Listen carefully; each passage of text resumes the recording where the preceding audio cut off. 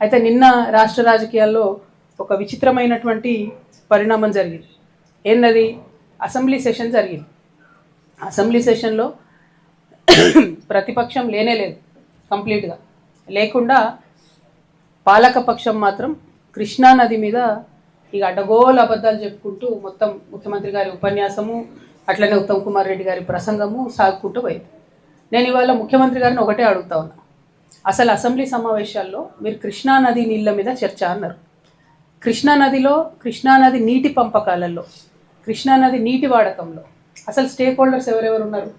4 రాష్ట్రాలు ఉండాలి: మహారాష్ట్ర, కర్ణాటక, తెలంగాణ, ఆంధ్రప్రదేశ్. నిన్న చర్చ జరిగింది దేని మీద? కేవలం ఈ లాస్ట్ గవర్నమెంట్ పోయి అపెక్స్ కౌన్సిల్లో ఏం మాట్లాడొచ్చిందనే దాని మీద చర్చ జరిగింది తప్పితే ప్రస్తుతం మనకు ఏం అన్యాయం జరుగుతుంది కృష్ణానది వాటర్ పంపకాలలో అన్న మీద దాని మీద చర్చ జరగలేదు.